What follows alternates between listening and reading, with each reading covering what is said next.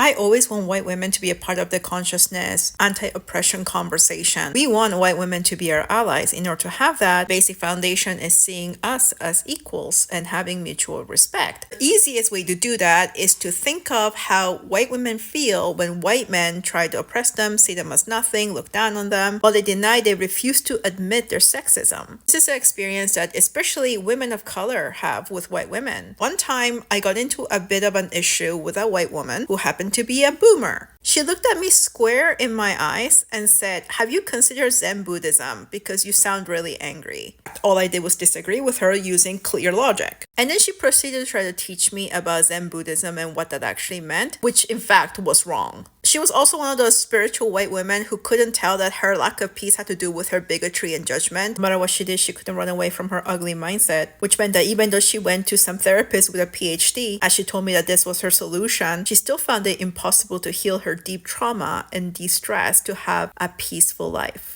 So she turned to colonized yoga and enjoying stolen spiritual practices from the people that she looked down upon without any curiosity or desire to learn from the people that these practices were stolen from. In fact, this unhealed wound, ego supremacy, the bigotry, judgment becomes the supremacy ego, which projects as an entitlement where she feels that she has to position herself as the teacher, the superior one, the one with power and control. And since she can't do that to white men who oppress her, she needs to do it to people of color, especially to women of color. She had Buddha heads all over her house as decoration that she picked up at some home decorating store, which I actually did tell her that was very disrespectful to have random Buddha heads, chopped Buddha heads all over your house. So this is the experience that us people of color, especially women of color, have with white people and spirituality. You can't be spiritual until you can talk about the human condition, and race is a part of that. You can't be spiritual if you're a bigot.